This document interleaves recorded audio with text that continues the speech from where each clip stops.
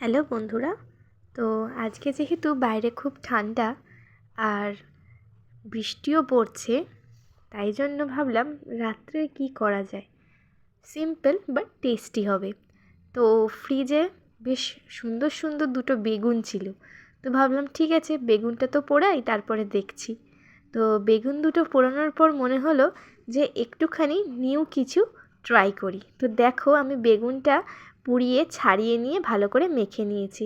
এবার দেখো এখানে রসুন কুচি, কাঁচা লঙ্কা কুচি আর টমেটো কুচি নিয়েছি, আর নিয়েছি ধনেপাতা কুচি। তো এবার দেখো কড়াইতে সর্ষের তেল দেওয়ার পর রসুন কুচিটা দিয়ে দিলাম। এবার রসুন কুচিটা একটুখানি কালার এলে আমি কাঁচা লঙ্কা কুচিটাও দিয়ে দেব।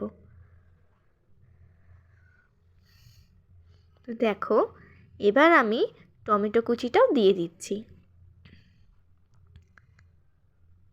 তো টমেটোটা একটু নরম করার জন্য এবার আমি পরিমাণ মতন নুন দেব।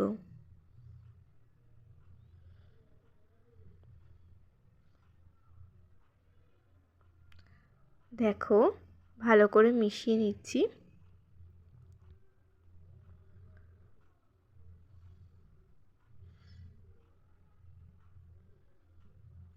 দেখো আমি নুনটাও দিয়ে দিলাম। এবার টমেটোটা বেশ ভালো করে গলে যাবে। তো হাতায় করে আমি একটুখানি ভালো করে ম্যাশ করে দিয়েছিলাম যাতে টমেটোটা ভালো করে গলে যায়। তো এবার দেখো বেশ খানিকটা ধনেপাতা কুচিও আমি এর মধ্যে দিয়ে দিলাম। তো এবার ধনেপাতা কুচিটা দিয়েও আমি হাতায় করে দেখো কীভাবে নাড়ছি। তো এইভাবে তোমরা একটুখানি হাতায় করে এরকম ম্যাশ করে দেবে যাতে টমেটোর সাথে ধনেপাতাটাও ভালো করে মিশে যায়।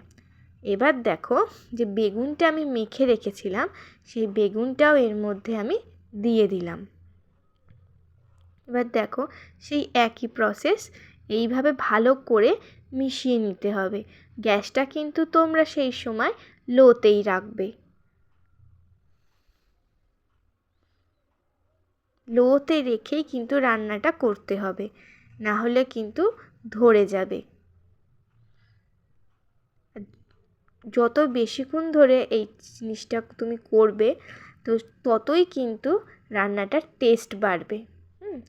গ্যাসটা সবসময় কমিয়ে রেখে এভাবেই হাতায় করে একটু ম্যাশ করে করে তোমরা নাড়তে থাকবে। তো এটা মোটামুটি হতে 15 মিনিট মতন লেগেছে আমার। তো দেখো এরকম করে করে হয়ে এসছে। এবার লাস্টে যে মশলাটা আমি দিচ্ছি সেটা কিন্তু একদম গেম চেঞ্জার। তো দেখো এটা হচ্ছে চাট মশলা।